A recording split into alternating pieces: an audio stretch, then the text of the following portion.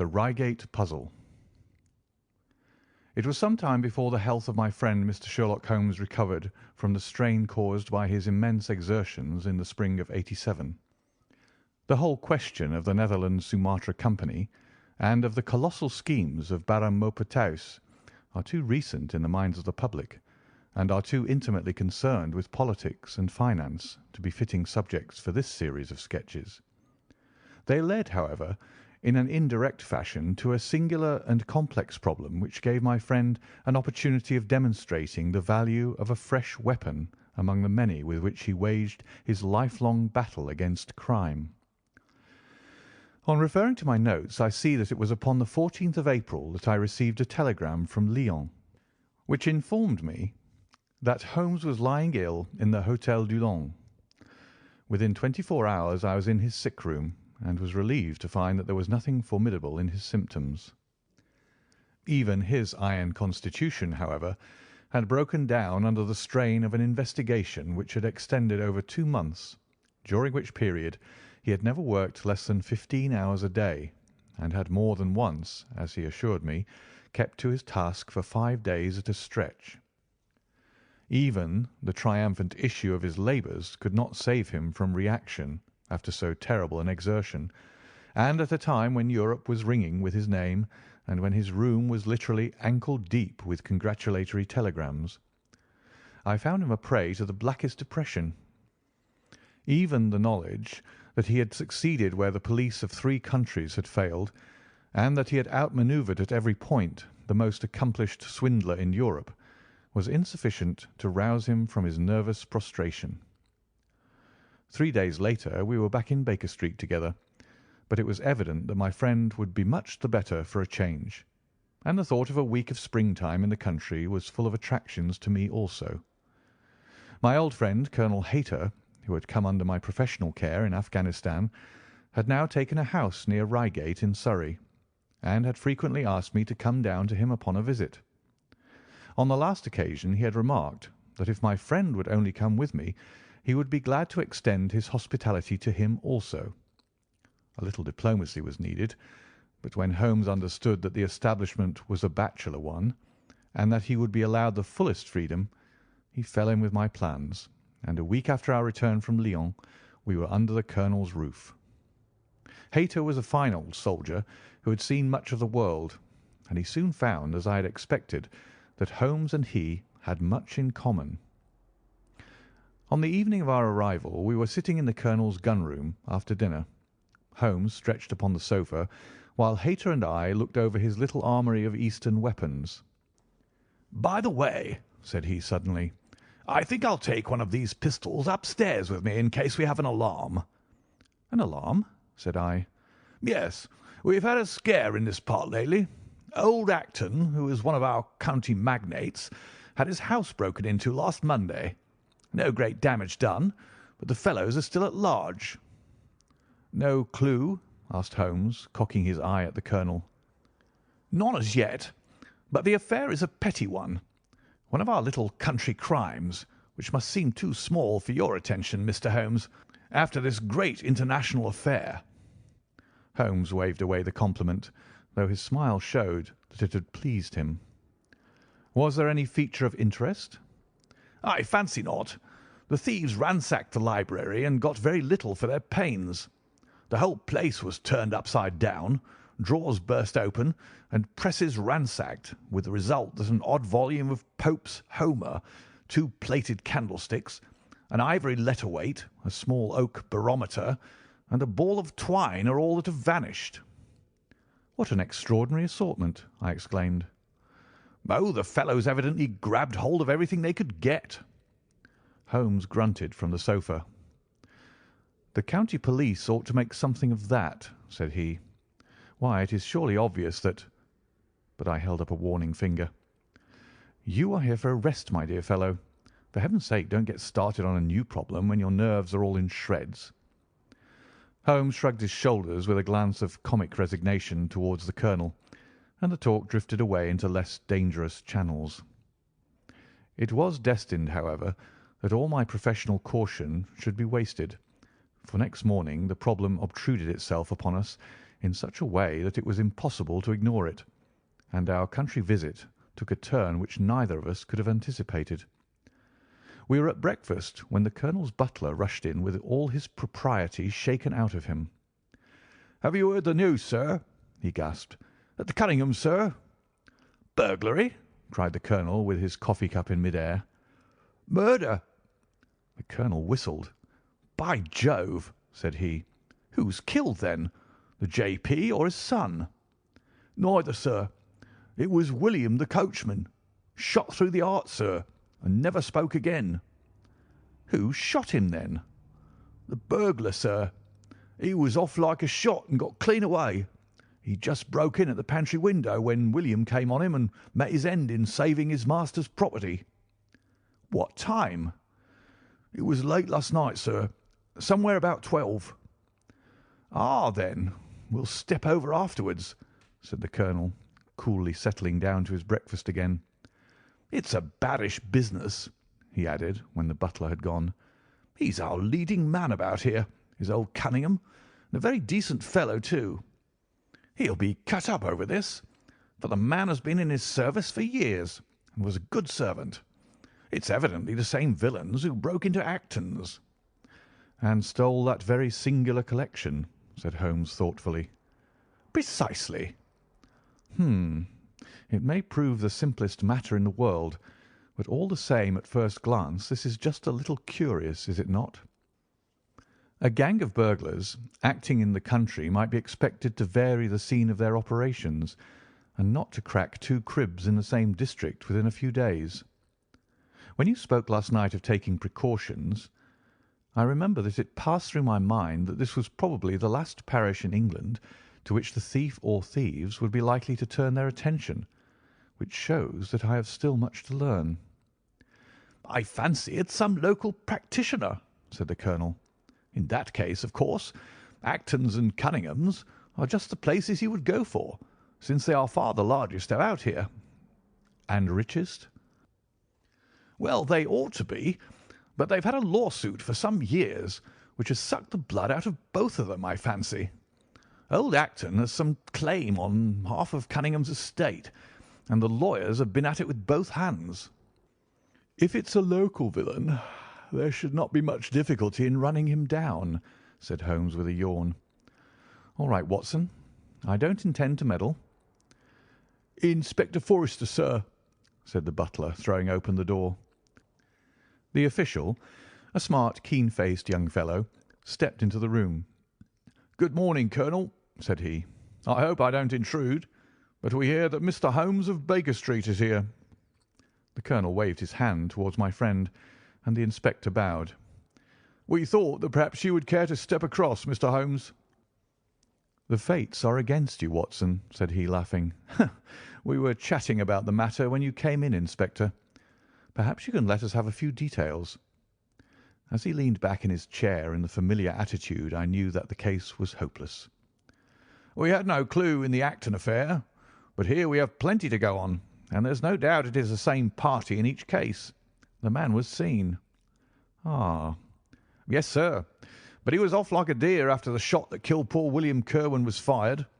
Mr. Cunningham saw him from the bedroom window, and Mr. Alec Cunningham saw him from the back passage. It was 11:45 when the alarm broke out. Mr. Cunningham had just got into bed, and Mr. Alec was smoking a pipe in his dressing gown. They both heard William, the coachman, calling for help, and Mr. Alec ran down to see what was the matter. The back door was open, and as he came to the foot of the stairs he saw 2 men wrestling together outside. One of them fired a shot. The other dropped, and the murderer rushed across the garden and over the hedge. Mr. Cunningham, looking out of his bedroom, saw the fellow as he gained the road, but lost sight of him at once. Mr. Alec stopped to see if he could help the dying man, and so the villain got clean away. Beyond the fact that he was a middle-sized man and dressed in some dark stuff, we have no personal clue, but we're making energetic inquiries, and if he is a stranger we shall soon find him out." "What was this William doing there? Did he say anything before he died?" "Not a word. He lives at the lodge with his mother, and as he was a very faithful fellow, We imagine that he walked up to the house with the intention of seeing that all was right there. Of course, this Acton business has put everyone on their guard. The robber must have just burst open the door. The lock has been forced when William came upon him." "Did William say anything to his mother before going out?" "She's very old and deaf, and we can get no information from her. The shock has made her half-witted, but I understand that she was never very bright. There is one very important circumstance, however. Look at this." He took a small piece of torn paper from a notebook and spread it out upon his knee. "This was found between the finger and thumb of the dead man. It appears to be a fragment torn from a larger sheet. You will observe that the hour mentioned upon it is the very time at which the poor fellow met his fate. You see that his murderer might have torn the rest of the sheet from him, or he might have taken this fragment from the murderer. It reads almost as though it were an appointment." Holmes took up the scrap of paper, a facsimile of which is here produced. "D. At 11:45, learn what may be."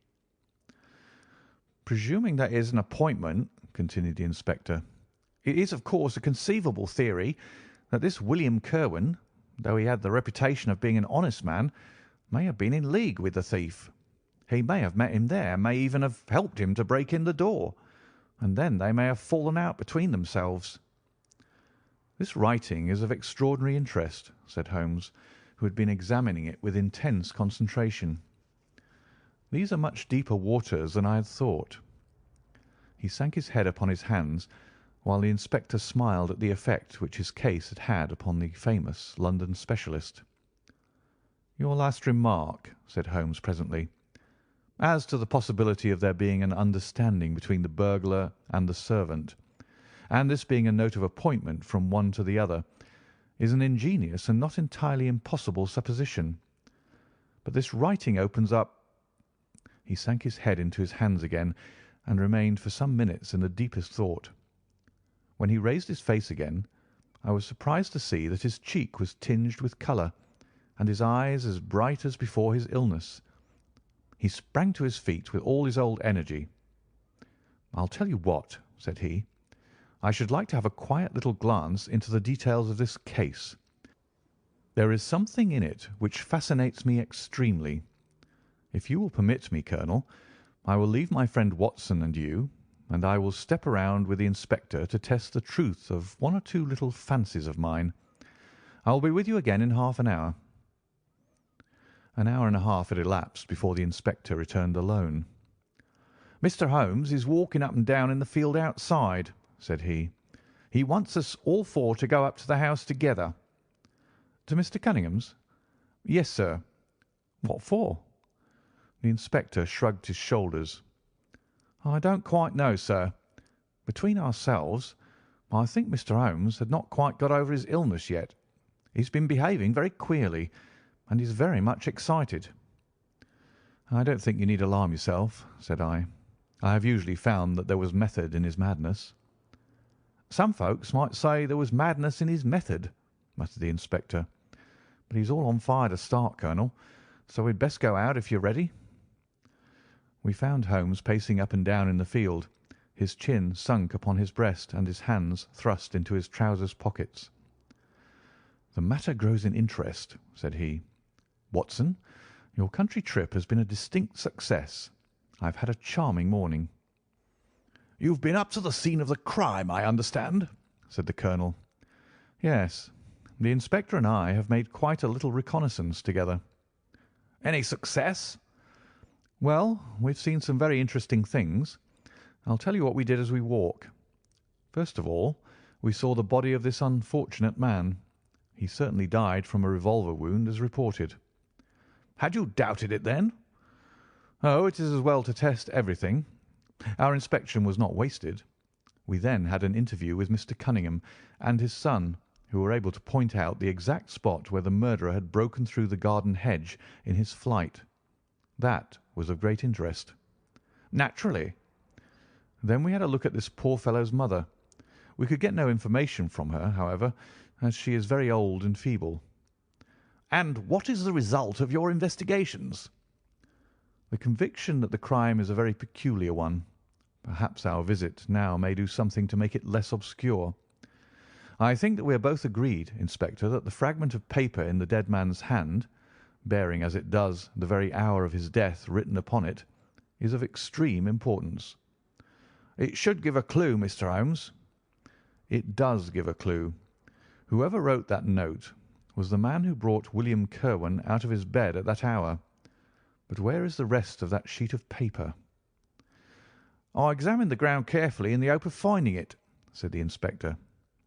"It was torn out of the dead man's hand. Why was someone so anxious to get possession of it? Because it incriminated him? And what would he do with it?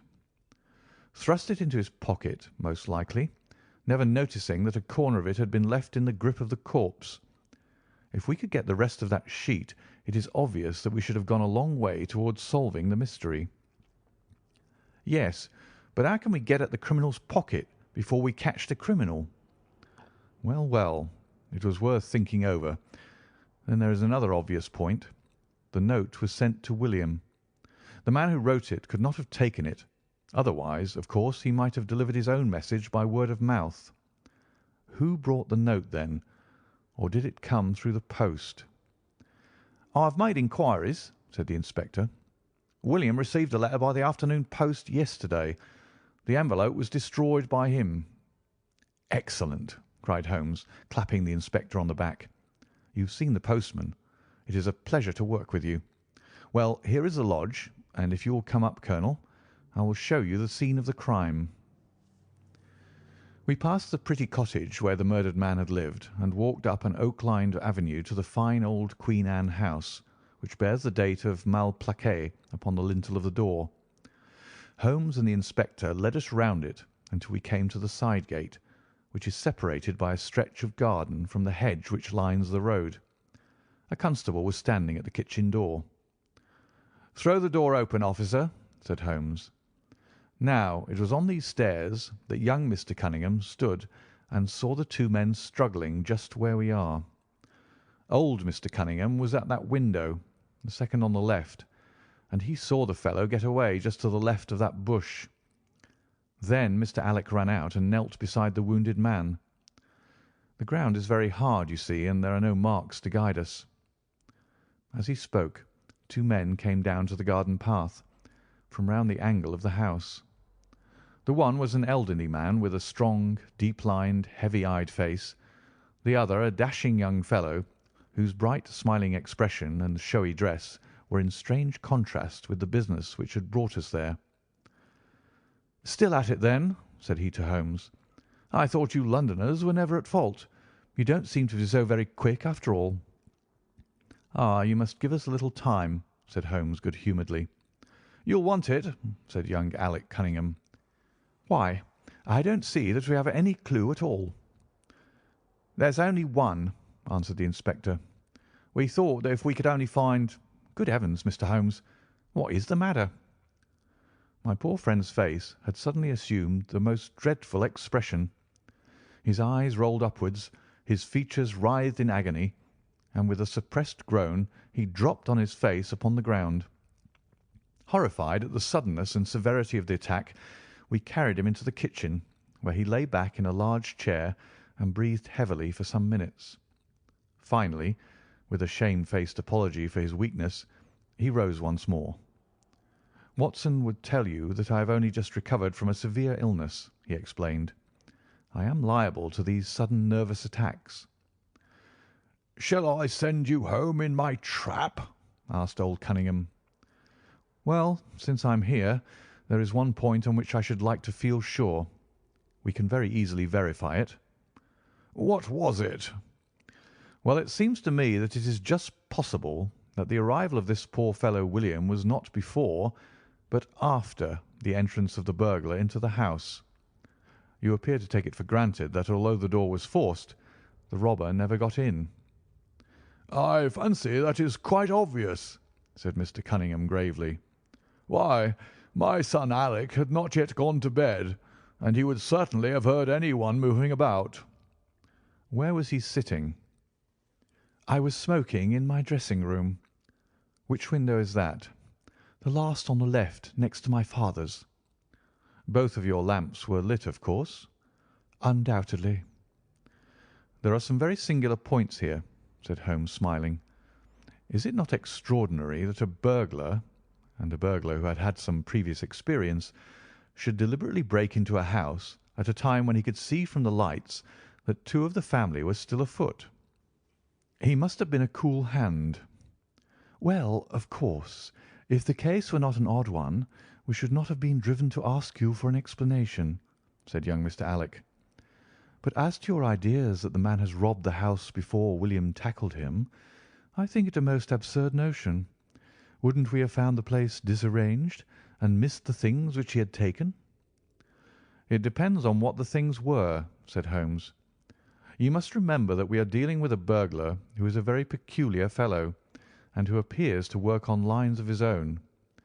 Look, for example, at the queer lot of things which he took from Acton's. What was it? A ball of string, a letter weight, and I don't know what other odds and ends." "Well, we are quite in your hands, Mr. Holmes," said old Cunningham. "Anything which you or the inspector may suggest will most certainly be done."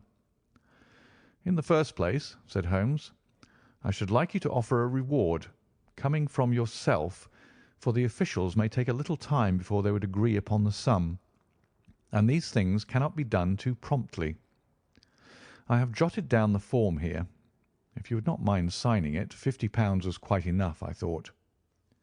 "I would willingly give you 500, said the J.P., taking the slip of paper and the pencil which Holmes handed to him. "This is not quite correct, however," he added, glancing over the document. "I wrote it rather hurriedly." "You see, you begin, 'Whereas at about 1:45 on Tuesday morning an attempt was made,' and so on. It was at 11:45, as a matter of fact." I was pained at the mistake, for I knew how keenly Holmes would feel any slip of the kind. It was his speciality to be accurate as to fact, but his recent illness had shaken him, and this one little incident was enough to show me that he was still far from being himself. He was obviously embarrassed for an instant, while the inspector raised his eyebrows, and Alec Cunningham burst into a laugh. The old gentleman corrected the mistake, however, and handed the paper back to Holmes. "Get it printed as soon as possible," he said. "I think your idea is an excellent one." Holmes put the slip of paper carefully away into his pocket-book. "And now," said he, "it really would be a good thing that we should all go over the house together, and make certain that this rather erratic burglar did not, after all, carry anything away with him." Before entering, Holmes made an examination of the door, which had been forced. It was evident that a chisel or strong knife had been thrust in and the lock forced back with it. We could see the marks in the wood where it had been pushed in. "You don't use bars, then?" he asked. "We have never found it necessary." "You don't keep a dog?" "Yes, but he is chained on the other side of the house." "When do your servants go to bed?" "About 10. "I understand that William was usually in bed also at that hour." "Yes." "It is singular that on this particular night he should have been up. Now, I should be very glad if you would have the kindness to show us over the house, Mr. Cunningham." A stone-flagged passage, with the kitchens branching away from it, led by a wooden staircase directly to the first floor of the house.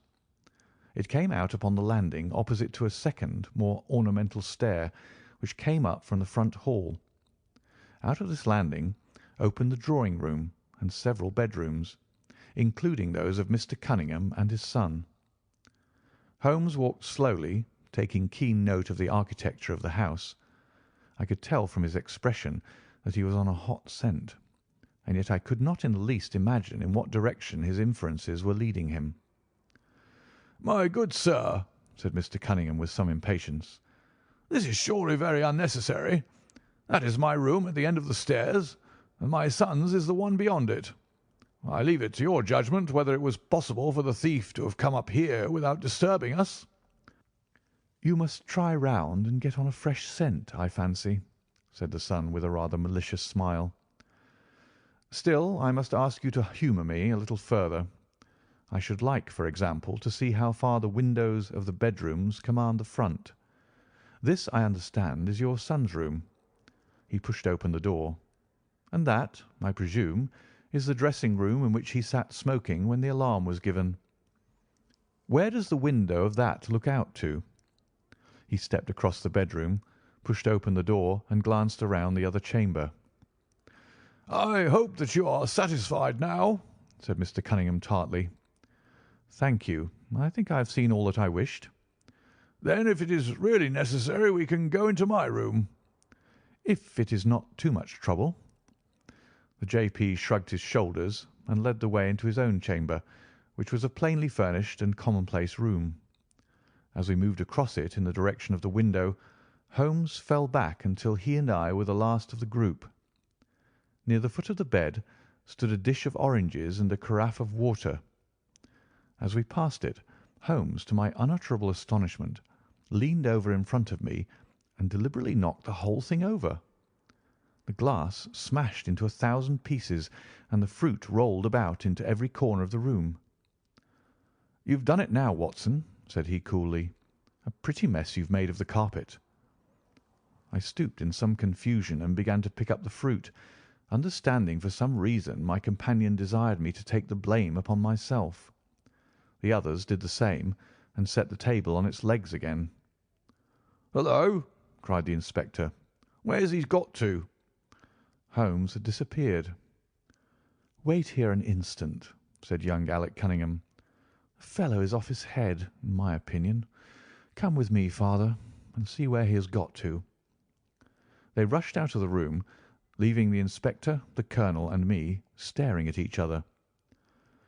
"'Pon my word, I'm inclined to agree with Master Alec," said the official. "It may be the effect of his illness, but it seems to me that—" His words were cut short by a sudden scream of "Help! Help! Murder!" With a thrill, I recognised the voice of that of my friend. I rushed madly from the room onto the landing. The cries, which had sunk down into a hoarse, inarticulate shouting, came from the room which we had first visited. I dashed in and on into the dressing-room beyond. The two Cunninghams were bending over the prostrate figure of Sherlock Holmes, the younger clutching his throat with both hands, while the elder seemed to be twisting one of his wrists. In an instant the three of us had torn them away from him, and Holmes staggered to his feet, very pale and evidently greatly exhausted. "Arrest these men, Inspector," he gasped. "On what charge?" "That of murdering their coachman, William Kirwan." The inspector stared about him in bewilderment. "Oh, come now, Mr. Holmes," said he at last. "I'm sure you don't really mean to—" "Tut, man, look at their faces," cried Holmes curtly. Never certainly have I seen a plainer confession of guilt upon human countenances. The older man seemed numbed and dazed, with a heavy, sullen expression upon his strongly marked face. The son, on the other hand, had dropped all that jaunty, dashing style which had characterized him, and the ferocity of a dangerous wild beast gleamed in his dark eyes and distorted his handsome features. The inspector said nothing, but stepping to the door, he blew his whistle. Two of his constables came at the call. "I have no alternative, Mr. Cunningham," said he. "I trust that this may all prove to be an absurd mistake, but you can see that— would you drop it?" He struck out with his hand, and a revolver which the younger man was in the act of cocking clattered down upon the floor. "Keep that," said Holmes quietly, putting his foot upon it. "You will find it useful at the trial. But this is what we really wanted." He held up a little crumpled piece of paper. "The remainder of the sheet!" cried the inspector. "Precisely." "And where was it?" "Where I was sure it must be. I'll make the whole matter clear to you presently. I think, Colonel, that you and Watson might return now, and I will be with you again in an hour at the furthest. The inspector and I must have a word with the prisoners, but you will certainly see me back at luncheon time." Sherlock Holmes was as good as his word, for about 1 o'clock he rejoined us in the colonel's smoking room. He was accompanied by a little elderly gentleman, who was introduced to me as the Mr. Acton whose house had been the scene of the original burglary. "I wish Mr. Acton to be present while I demonstrated this small matter to you," said Holmes, "for it is natural that he should take a keen interest in the details. I am afraid, my dear Colonel, that you must regret the hour that you took in such a stormy petrel as I am." "On the contrary," answered the Colonel warmly, "I consider it the greatest privilege to have been permitted to study your methods of working. I confess that they quite surpass my expectations, and that I am utterly unable to account for your result. I have not yet seen the vestige of a clue." "I am afraid that my explanation may disillusion you, but it has always been my habit to hide none of my methods, either from my friend Watson or from anyone who might take an intelligent interest in them. But first, as I am rather shaken by the knocking about which I had in the dressing-room, I think that I shall help myself to a dash of your brandy, Colonel. My strength had been rather tried of late." "I trust that you had no more of those nervous attacks." Sherlock Holmes laughed heartily. "We will come to that in its turn," said he. "I will lay an account of the case before you in its due order, showing you the various points which guided me in my decision. Pray interrupt me if there is any inference which is not perfectly clear to you. It is of the highest importance in the art of detection to be able to recognise, out of a number of facts, which are incidental and which vital. Otherwise your energy and attention must be dissipated instead of being concentrated. Now, in this case, there was not the slightest doubt in my mind from the first that the key of the whole matter must be looked for in the scrap of paper in the dead man's hand. Before going into this, I would draw your attention to the fact that, if Alec Cunningham's narrative was correct, and if the assailant, after shooting William Kirwan, had instantly fled, then it obviously could not be he who tore the paper from the dead man's hand. But if it was not he, it must have been Alec Cunningham himself, for by the time that the old man had descended, several servants were upon the scene. The point is a simple one, but the inspector had overlooked it because he had started with the supposition that these county magnates had had nothing to do with the matter. Now, I make a point of never having any prejudices, and of following docilely wherever fact may lead me, and so, in the very first stage of the investigation, I found myself looking a little askance at the part which had been played by Mr. Alec Cunningham. And now I made a very careful examination of the corner of paper which the inspector had submitted to us. It was at once clear to me that it formed part of a very remarkable document. Here it is. Do you not now observe something very suggestive about it? "It has a very irregular look," said the Colonel. "My dear sir," cried Holmes, "there cannot be the least doubt in the world that it has been written by two persons doing alternate words. When I draw your attention to the strong T's of at and to, and ask you to compare them with the weak ones of quarter and 12, you will instantly recognise the fact. A very brief analysis of these four words would enable you to say with the utmost confidence that the learn and the maybe are written in the stronger hand, and that the what in the weaker." "By Jove, it's as clear as day," cried the Colonel. "Why on earth should two men write a letter in such a fashion?" Obviously the business was a bad one, and one of the men who distrusted the other was determined that whatever was done, each should have an equal hand in it. Now, of the two men, it is clear that the one who wrote the at and to was the ringleader. "How do you get at that?" "We might deduce it from the mere character of the one hand as compared with the other, but we have more assured reasons than that for supposing it. If you examine this scrap with attention, you will come to the conclusion that the man with the stronger hand wrote all his words first, leaving blanks for the other to fill up. These blanks were not always sufficient, and you can see that the second man had a squeeze to fit his quarter in between the at and the to, showing that the latter was already written. The man who wrote all his words first is undoubtedly the man who planned the affair." "Excellent!" cried Mr. Acton. "But very superficial," said Holmes. "We come now, however, to a point which is of importance. You may not be aware that the deduction of a man's age from his writing is one which has been brought to considerable accuracy by experts. In normal cases one can place a man in his true decade with tolerable confidence. I say normal cases, because ill health and physical weakness reproduce the signs of old age, even when the invalid is a youth.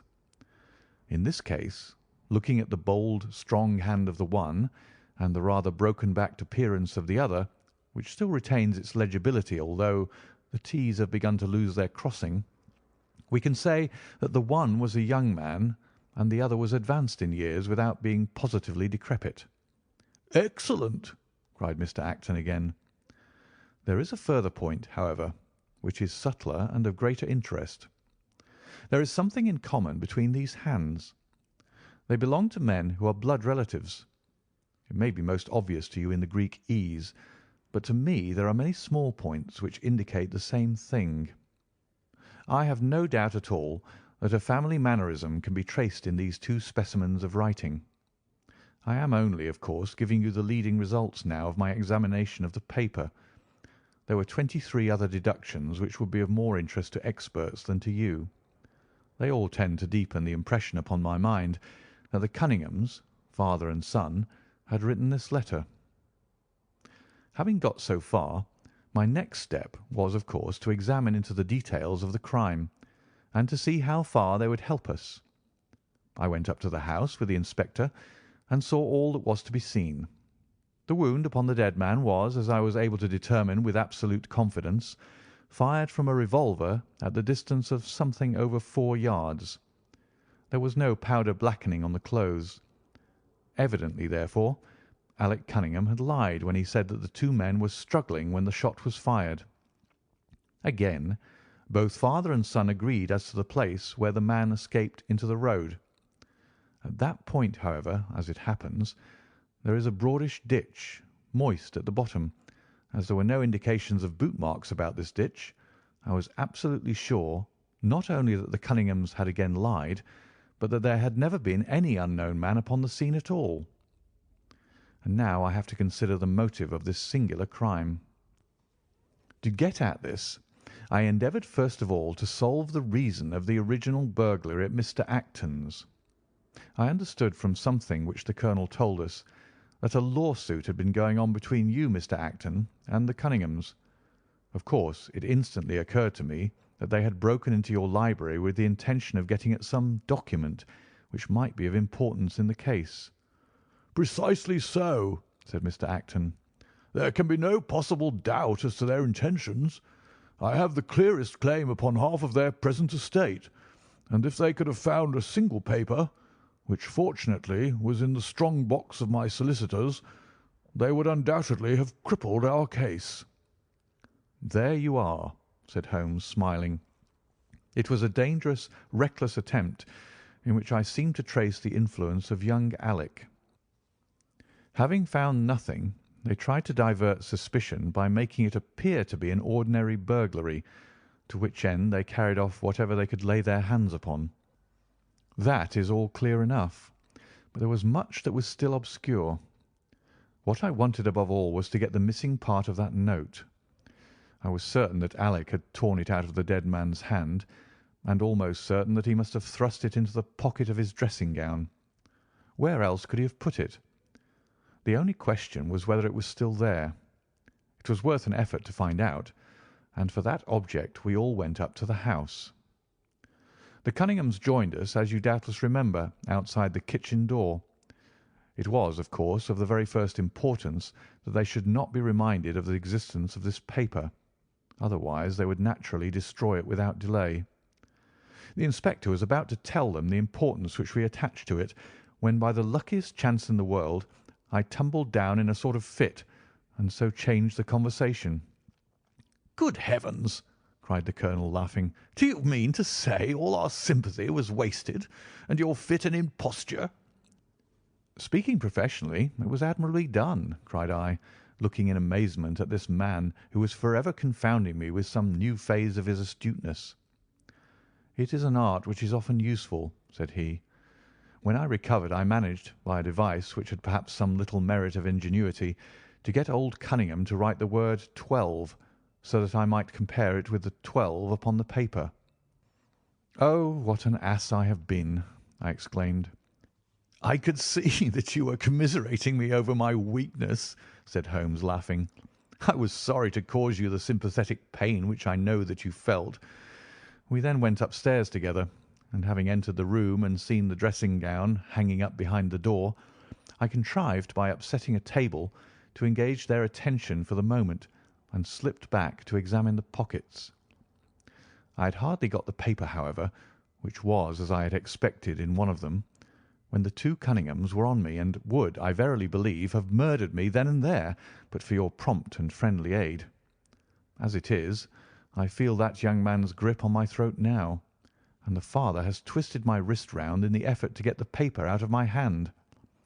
They saw that I must know all about it, you see, and the sudden change from absolute security to complete despair made them perfectly desperate. I had a little talk with old Cunningham afterwards as to the motive of the crime. He was tractable enough, though his son was a perfect demon, ready to blow out his own or anybody else's brains if he could have got to his revolver. When Cunningham saw that the case against him was so strong, he lost all heart, and made a clean breast of everything. It seems that William had secretly followed his two masters on the night when they made their raid upon Mr. Acton's, and having thus got them into his power, proceeded under threats of exposure to levy blackmail upon them. Mr. Alec, however, was a dangerous man to play games of that sort with. It was a stroke of positive genius on his part to see in the burglary scare which was convulsing the countryside an opportunity of plausibly getting rid of the man whom he feared.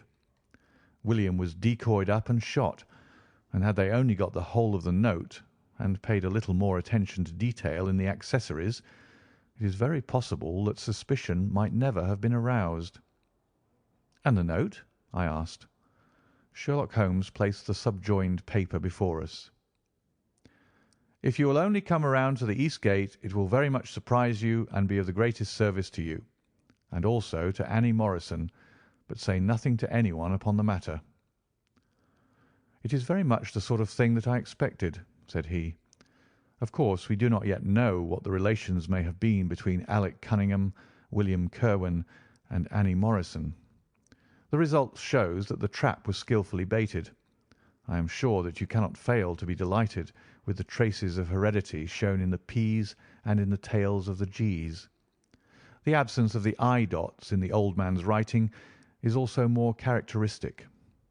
Watson, I think our quiet rest in the country has been a distinct success, and I shall certainly return much invigorated to Baker Street to-morrow.